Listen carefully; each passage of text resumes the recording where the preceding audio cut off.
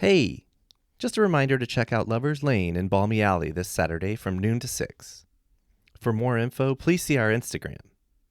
We'll be there live, and we also have a special episode on Valentine's Day related to the event. See you there.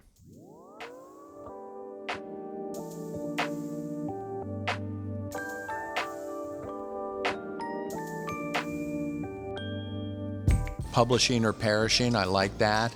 And the mortgage thing is really important to my clients, and I love that. It's got to be significant. The work I do has to be important to the people that I'm doing it for.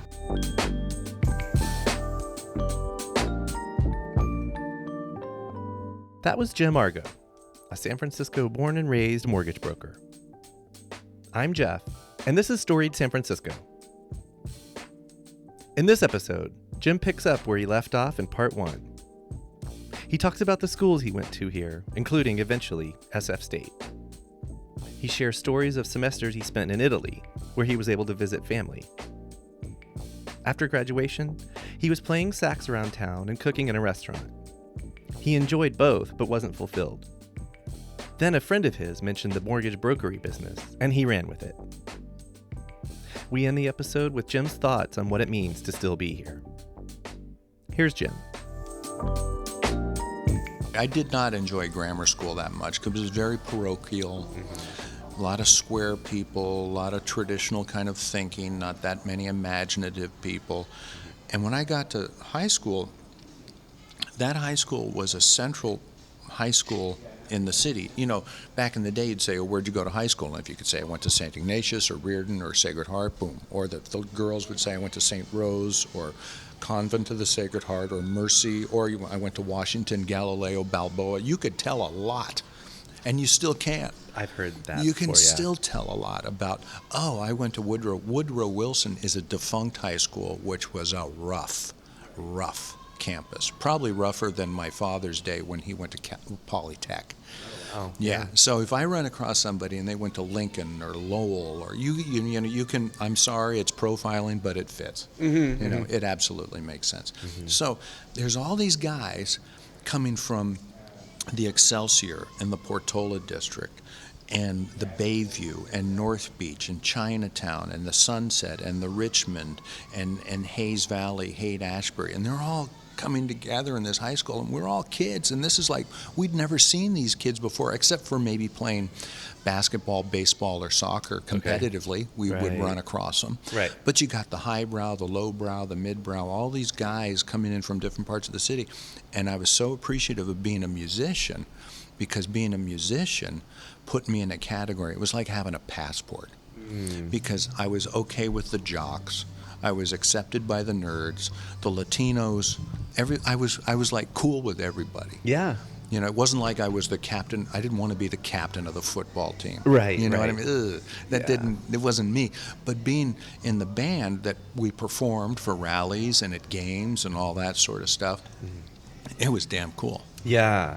And you knew that at the time. You're like, I like this. It just felt right. Would you say that's kind of, okay, first of all, is it fair to say you like people? Oh, yeah. And then is it also accurate to say that that's kind of when you figure that out about yourself? Yeah. You know, when I was a little kid, my sisters will tell me, we had a very serious house. You know, my dad, he drank some, and he was a blue-collar working guy. And my mom was the serious Italian-American. And, you got 6 people living in a small 3-bedroom home with 1 bathroom upstairs and a half bath downstairs. Yikes. And my dad's a firefighter, so he's, coming from the Depression era, so he's living in a world of order and organization. And thrift. And thrift, sure. A firefighter with a stay-at-home mom. Right. Private school tuition for everybody. Wow. Right? That's impressive. And but back then, private school tuition wasn't that much. It was still money, but it was not what it is today. Right.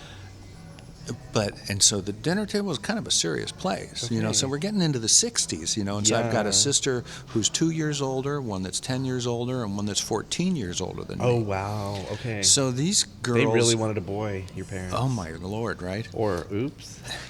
I think it was the first one. I'm thinking. I'm hoping. It doesn't matter. I'm here. Yeah. Take me out. Get me out of here. I dare you.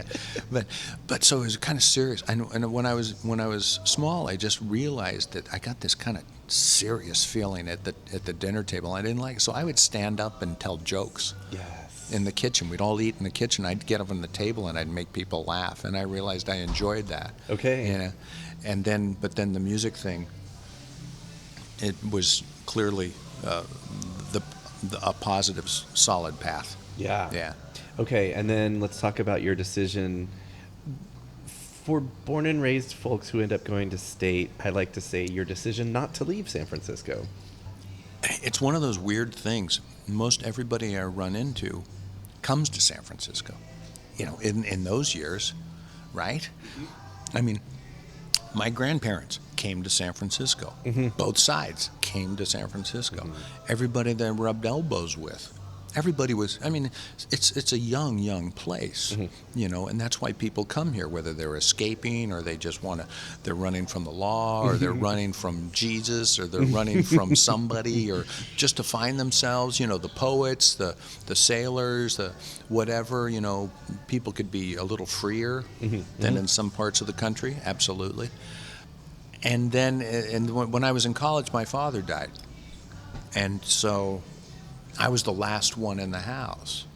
So it was like, I can't. I was getting ready to move, but I wasn't going to leave town. I was going to school. I was playing a lot of music. I was working. I had a steady girlfriend that I was crazy about. There was really no reason for me to leave. Right. And I was just so busy. And then my dad died, and I said, what am I going to do? Leave my mom? You know, live by herself? Because your sisters had all moved out. Yeah. So you're like, I can go. They're all married at that point. Their Right. grandchildren and stuff. So I'm like, it's kind of. So you went to state and stayed with your mom. Stayed living with your mom. Yeah. That's awesome. Yeah. And there's some good stories there too, about the breaking the rules. Yeah. Yeah. When were you at state? You said 5 years. So I graduated high school in '75. Okay. And I got 2 degrees out of San Francisco State, finishing 80 and 81. Okay. How was your state experience? It was good. You know, when you hear young people going off to college, you got to find your people. Mm-hmm. You know, and I quickly realized that I wasn't anywhere in the business department. I mean, those people were marketing. To me, you know, they seemed kind of shallow, and I wasn't a math person, clearly. I wasn't going to be in the sciences. That wasn't my thing. But I felt comfortable in the music department, but I also knew that I wasn't a genius, and I wasn't going to be the guy that was going to be that good. I wasn't going to be a multi-instrumentalist. I mean, I play all the saxophones, but I don't play all the reeds. I don't play double reeds. I don't play clarinet because of that decision I told you. We've already talked about clarinet. Yeah, and none of the flute. And so I was like, so what am I going to do? If I was going to make a living being a musician, I'd better pick up keyboards or guitar or something else. And that wasn't going to happen. So I thought, okay, this is cool. This is my avocation. And I studied languages. I got a degree in Italian and a degree in economics, and I enjoyed both of those disciplines. I studied a lot of Spanish, but the major was massive in terms of unit load for Spanish. Right. It was a lot lighter in Italian, and in economics it was relatively light to get a bachelor's degree. So economics, but you had just talked about how much you didn't want to do the maths. Yeah, but the economics is. So what was it about? You could get into micro and macro, but I really enjoyed the social and political economic history piece. Okay. How things work, how they fall apart, that sort of thing. And frankly, it was a tough course for me, but probability and statistics fascinated me. You know, it fascinated me. But I knew I could not be the person sitting at the desk counting widgets and making sure how many widgets went out or what's projected for widget world and all that. I couldn't, you know, that wasn't me. I was more like, well, if these people interact this way in business and those people interact that way in business and this political situation is going on, that was fascinating to me. And that's what I loved about the economic history of the world. And, you know, centrally planned economies and fascism and capitalism and socialism and how all this Resource allocation, all of that stuff. Who How do you controls do it? what? And, Yeah, right. Yeah, who distributes what? Wow. Okay, this is super fascinating stuff. Do you want to talk about the, like? I mean, you kind of already did, but surely Jonestown might not have affected you, but like surely the assassinations did. Well, yeah, I'll tell you, that was a, you know, when they say when a butterfly moves its wings, does it create a hurricane on the other side of the world? So I'm in college. Jonestown happens. Moscone Milk happens. I'm on my way for an academic year in Italy. My dad dies before I leave. And I'd already made my plans. He died in May, and I was leaving in the beginning of June to live in Italy for a while and visit a bunch of relatives. I get to Italy. The Red Brigade assassinates the president of the Republic of Italy. Jesus. 2 popes die. 2 popes. The Italians have an expression, and we say once in a blue moon. The Italian equivalent is once in a death of a pope. Oh my God. Well, there were that summer that I was in Italy in '78. There were 3 popes. Oh my God. What the heck? I mean, so it's like 3 popes. My dad, Moscone Milk, Jonestown is like, wow. And Moro. Tumult. And Aldo Moro was the president of the Republic of Italy that was kidnapped and assassinated by the Red Brigade. Okay. While I was there. Okay. And I'm in a university town. Where were you? Yeah. In Perugia, which is central Italy in Umbria. It's east of Florence and a little bit north of Rome. Okay. In the Apennines. Yeah, beautiful mountain place, beautiful place. But it was like, you know, political boundaries, the stuff was hitting the fan globally. Yeah, you can cuss on this. Yeah, the podcast, shit right? was hitting the fan. There we go. I mean, like, loaded question. I was like, how was Italy? Well, wow. So a lot. I mean, and then the stuff going on at home too. Were you there when the assassinations happened, or? I was at San Francisco State when You were Milk and back Moscone. already. Yeah, oh no, well, it went in. I think because the Moscone thing, I think was the fall of '77. November. Yeah, it was late in '77, and it was just like this tide of high-level death. Right. Right. It was like, well, Moscone, Milk, Jones. I think Jonestown was before, then It was, Moscone I and believe, Milk, right. and then my dad abruptly passes away. You know, and bless him, he passed away in his sleep. But and then I go to Italy, and then the Red Brigades are running all over the place, and there's military police all over the place, and they're like, wow, this is a trip. You know, I come from San Francisco. Yeah. It's just recently been the summer of love, not that long ago, Right, really. right. And then I go to Italy, and it's like there's military police everywhere in the streets, and I was taking pictures, and they stopped me and frisked me and made me unload my camera, and Yeah. but it was in an Italian way, so it wasn't like it wasn't like German fascists Right, or anybody right, like right. that marching me off. It was a loving frisk. They were very gentle. Yeah. That's good. And you kind of like Italian socialism. You know, kind of like Right. it wasn't. It wasn't Marx or Lenin or anything like that.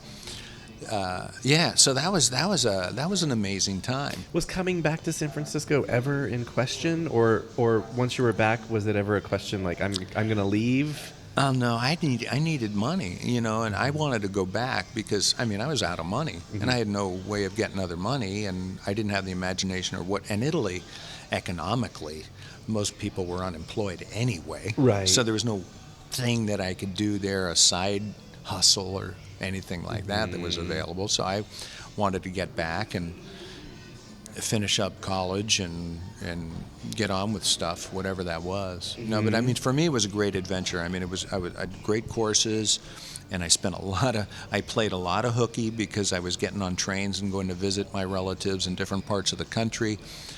And we were talking about Venice earlier, and I was realizing that the education, and this is true for I think every person that goes to college, the education I was getting in college was not really boots on the ground stuff. Not in the classroom. Right. Yeah. So I'm in Italy, and I'm thinking like, well, I know I can conjugate the shit out of verbs, and I know where everything goes in a sentence, and the history of this and this poet and that Risorgimento, and the history of these writers and fiction in Italy and and Italian, all that. But get into a bar or something like that and have conversations. Whoa, I need to work on this. Mm-hmm. I need to work on this. Mm-hmm. And then I realized that my relatives in different parts of the country spoke slightly and to some cases substantially different Italian. Oh, than what you learned in the classroom. Than the standard classroom Italian. Right, yeah. right. That must have been interesting. It was. I mean, the fun part was... And no English. No. Yeah. I mean, there were Americans there as well, but I just avoided them. Yeah. There was, hey, Jim, come on, let's go to this and do that. Some kids from Oregon or something saying, I'm kind of busy. I got to do something. Right. But one fun part was going to visit my cousins in northeastern Italy outside of Venice. I could barely understand them. Yeah. I mean, it's like visiting people out of Boston or something. Yeah. It's like, wow. Like talking to them, you need subtitles. Yeah. I need to, can I see what you're saying? You know what I mean? Right. I can get it once I see it. But the funny thing was we were studying theater from the 1700s. Venetian theater in the 1700s was rich. Mm-hmm. Very rich. So we were studying it in that language. So I learned about the letters of the alphabet that they used, that they didn't use in modern times, and then how to sound out the language of the 1700s. So the second and third time that year that I went back to visit my cousins in northeastern Italy, I could understand them because I realized how connected they were to still that, 300-year-old heritage. Morphology, that language that they were using. Wow. Okay, well, just in the interest of time, let's get you graduated. And then what? You said 81? So I graduated in 80, and then the way I worked my way through college was playing music and cooking. I was cooking at restaurants, too. Okay. Were you playing in bands? Yeah. Okay, and... Nobody famous. No, but can we name drop venues that you played, and then you said you worked in restaurants, maybe some restaurants? God, let's see. Let's dig. There was a couple clubs on Broadway here in the city that I played at. You know what? It's been so long that I've forgotten some of the names of these operations. Yeah, but I mean, I remember there was times when I was in high school and playing in a 50s rock and roll band, and I'm like 16, right. And we go on break, and I had to leave the bar because I wasn't supposed to be. I could be there legally to perform, but I could not be there if I wasn't working. Right. And I thought to myself, well, that's pretty wild. As strict as my parents were, that they let me out. And I think back and it's like, wait a minute. I was 15 years old, driving a car to do it.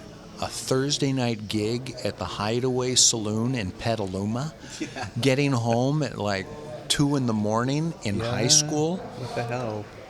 But that's pretty cool. It's very cool. Yeah. Very cool. So, anyway, we were gonna have you you graduated. So I graduate school and I'm still cooking. I'm working in a restaurant cooking, and I realized that I don't want to be the guy that's writing the specials up on the board because I was the one who wasn't illiterate.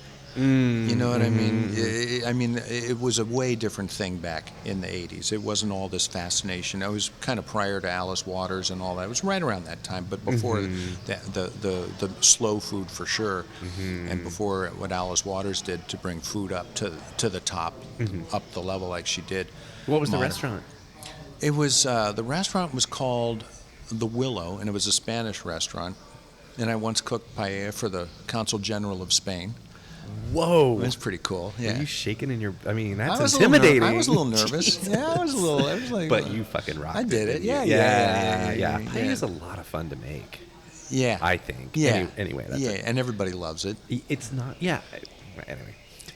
Correct. It's a good community food. Correct. Everybody can share in it, and it's fun for that. But then I realized, when I went out for Vienna, it's like, I don't want to be doing this. And so then there was a friend of mine who would sit in with our band because he was also a music teacher, and he started getting into the mortgage business. And around that time, I was working for an operation called Il Fornaio, which became a pretty well-regarded Italian restaurant and bakery, and then an Italian restaurant, and then an Italian restaurant chain here on the West Coast. Yeah. And I worked for them, but I was just like, it's the same thing. I don't want to. I'm never going to amount to anything financially if I do this. I'm going to have to rely on the love of going out to restaurants instead of my own wallet going to the restaurant. Right. It was just, I'm always going to be kind of ne'er-do-well doing that, and I'm not going to get the things in life that I want. However, I enjoyed cooking, but sort of similar to your music. yeah. And path, where you're like, this is something I like to do. If you're going to do something, you better really be able to do it. Right. And I can't be 5 on a 10 scale or right. 4 on a 10 but scale. But also knowing that about yourself is a big deal.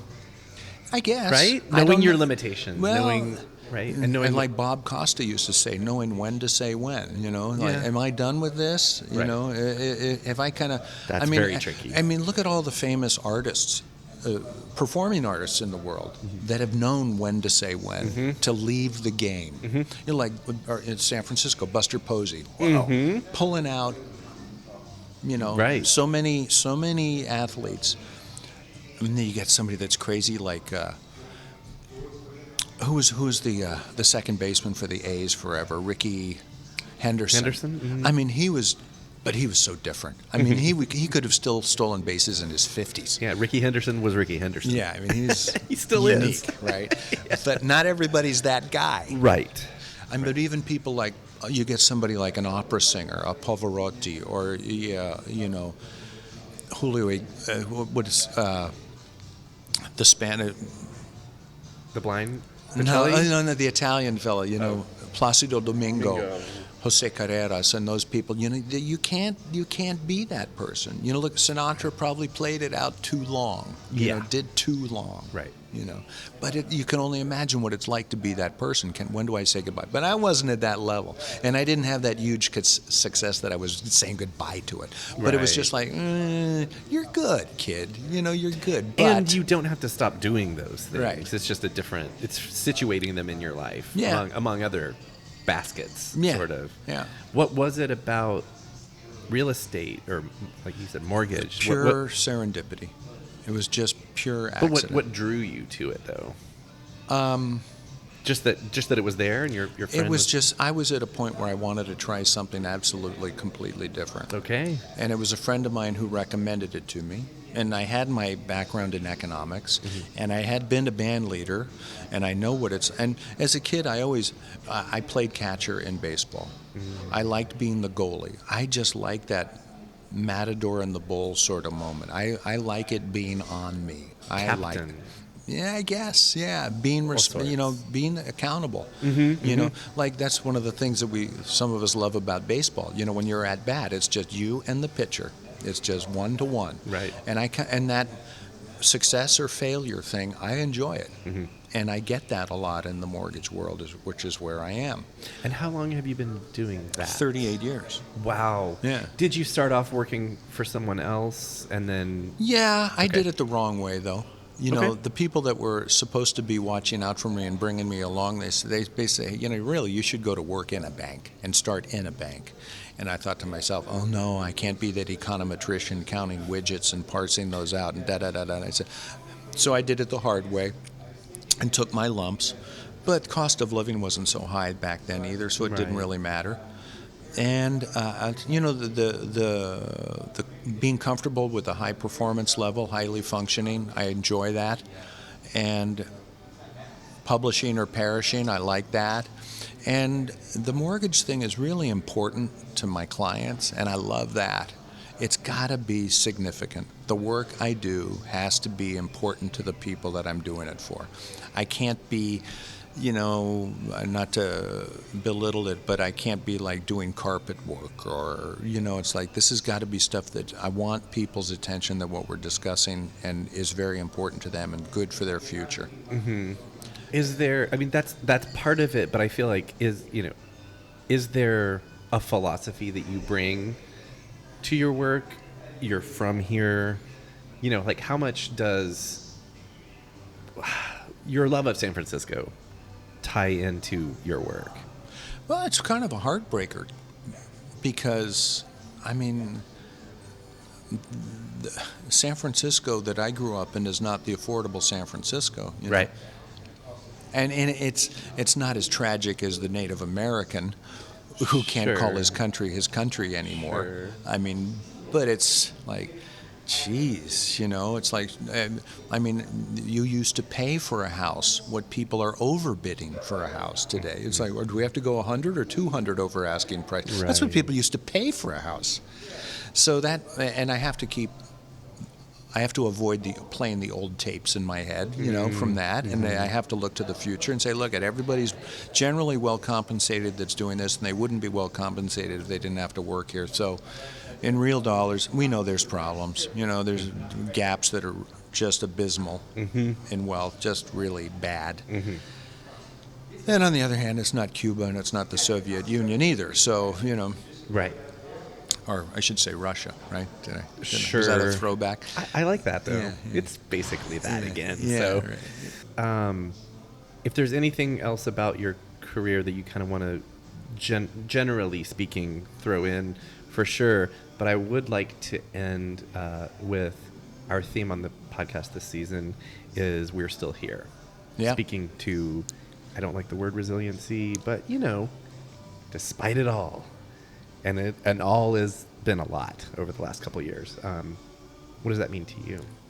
It would have been really weird without Zoom, I'm guessing. Yeah. I mean, now that you just put it that way, because I'm still largely in my man cave where I do my work because my team is now dispersed. So I seldom see people, you know, in my work. Right. And I don't want to say it, but I think the Zoom thing is huge. I mean, I have a wonderful family and we see each other all the time. We get along great, and that's been great. But the connectivity piece is, yeah. I mean, I cannot imagine what this would have been like without the assistance of technology. Right. I mean, talk about emotional, psychological, depression issues for a lot of people. I mean, wow. Yeah, because I got a dog too, right? And the dog keeps me buoyed. I mean, obviously there have been pandemics and plagues throughout human history, but not one now. I mean, not like this. But yeah, I mean, if you go back in history, and you know, for example, the Black Plague took out like a third of the population of Europe. It ended the feudal system, right. Pretty much buried the feudal system. It put power in the hands of laborers, finally. They didn't have the serf-lord relationship. So I look around here as we're talking about this. So what are the things that are similar to that? Because they are, that are happening in our age. Capitalism? Yeah. Teetery right now. All sorts of things, Yeah. you know? Yeah. I mean, and just the way that, medicine, pharma, the way people relate to each other socially, the political thing, you know, it's like these are interesting times. You know, we think, well, you know, our parents, grandparents, they had the Depression and they had World War II, and we forget that they had no idea how that was going to play out. They had no idea. They didn't know that Hitler was going to be defeated. No, right? Right. And while it was happening. They didn't know, you know, and the Japanese, they floated some incendiary balloons across the Pacific, but they didn't talk about that. You know, Right. People, yeah. Let's get back to, though, what it means to still be in San Francisco. Here you and I sit on a January afternoon where the sun is coming through from the southwest through these beautiful tall windows in the lounge at the Elks Lodge number 3. We're wearing cotton, mostly. You know, we're worried a little bit about maybe, please, will it rain some more? We're going to step outside, and even though you'll wear a mask, you could go into a bar and get a beer or a coffee or something like that at a cafe. And people still come here and want to be here, you know. The Italians that came here that I was describing earlier in the early 1900s, the late 1800s, now they just happen to be electrical engineers. And you know, it's just, we just keep on going. We keep on rolling.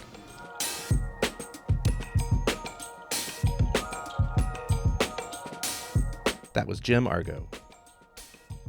On the next episode of Storied San Francisco, we'll meet Alfredo Uribe and we'll reconnect with Lucia Ippolito Gonzalez, co-hosts of Saturday's event in Balmy Alley. Our special Valentine's Day episode drops Monday wherever you listen to podcasts. Music for the podcast was produced, performed, and curated by Otis McDonald. Original photography is by Michelle Kilfeather. Aaron Lim of Bitch Talk Podcast is our contributing producer. And the show is produced and hosted by me, Jeff Hunt. Now in our 4th season, we have more than 180 episodes available on our website, storiedsf.com, or wherever you listen to podcasts. If you can, please rate and review the show so we can reach even more folks. We love email, and we'd love to hear from you. Drop us a line at storiedsf@gmail.com. Thanks for listening. Stay strong, stay healthy, and we'll see you next time on Storied San Francisco.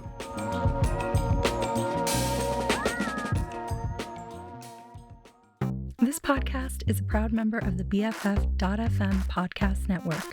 Learn more at podcasts.bff.fm. BFF.FM, best frequencies forever.